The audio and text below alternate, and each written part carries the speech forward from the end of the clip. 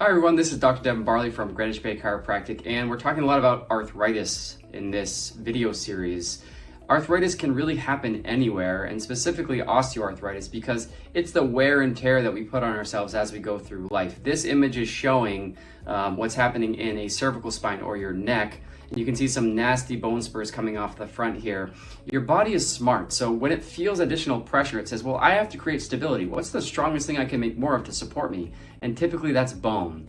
What arthritis loves is motion. So we want to try to get as much range of motion into any joint as humanly possible to help break up things like scar tissue and adhesions, get that joint moving through its full range of motion so that we can hopefully slow or stave off the process of arthritis.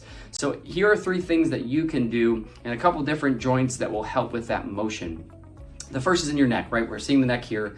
And I really like the owl, and it's basically where you go around in clockwise and counterclockwise circles to really lubricate the joints. That's gonna help free up that range of motion that you have.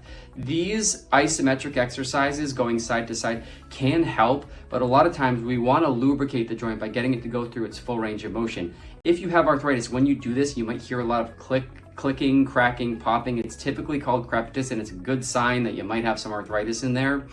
If we move down to some of the extremities, of course, with your shoulders, right, you can go through that full range of motion, keeping those moving. As we move down, what I like to do, if it's in your elbow, I like to kind of anchor and grab the elbow and then kind of do this pot stir where we go through that full range of motion to help lubricate the joint, moving all the way down into the wrist. So again, you want to anchor those tendons and then start going around, right, clockwise and then counterclockwise.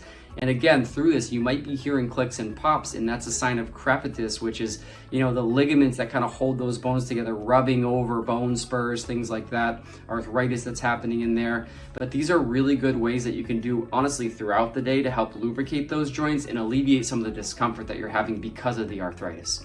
Thanks so much for listening. We'll see you on the next video.